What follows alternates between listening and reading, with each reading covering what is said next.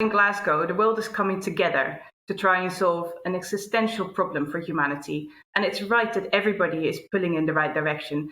The key goal of COP26 is what's been described as keeping 1.5 alive.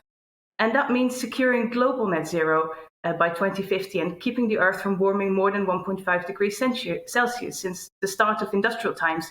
And that's important because that will stop the worst effects of climate change from happening.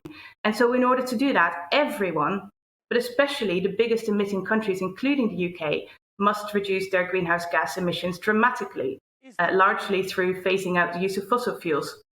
But right now, the commitments that we have... Is the UK one of those biggest emitting countries? The UK is responsible for 1% of global emissions, a figure that's fallen by almost half over the last 30 years. Is it fair to talk about the UK as if it's up there with the Americas and the Chinas and the Indias of this world? Yes, absolutely, because if you look at the last 170 years since the start of the Industrial Revolution, the UK is actually the 8th biggest emitter. So actually, all of the greenhouse gases that are currently in the atmosphere have been produced by the biggest emitters over time. So it's absolutely right that the UK takes a big role in leading forward. But right now, the UK and Scotland's targets are not ambitious enough to achieve the goals that we need. And the governments are not even meeting these unambitious targets. So there is a lot of work to be done to scale up the ambition, but also to come up with clear roadmaps in the near term, with near-term milestones for actually delivering the targets. And that is what Liberal Democrats will continue to push for.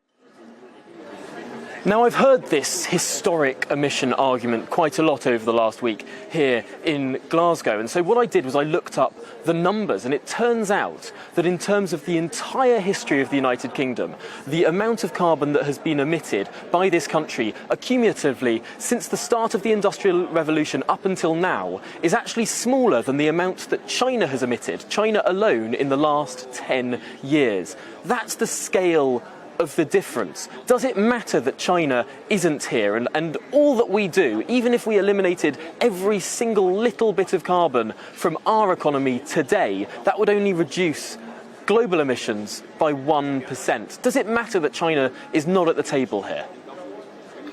Well, I think we all need to work really hard to bring the biggest emitters to the table, and that does include China. And I'm really heartened to see the US being really present. I saw John Kerry at a number of events yesterday working really, really hard because clearly the US are a big emitter as well.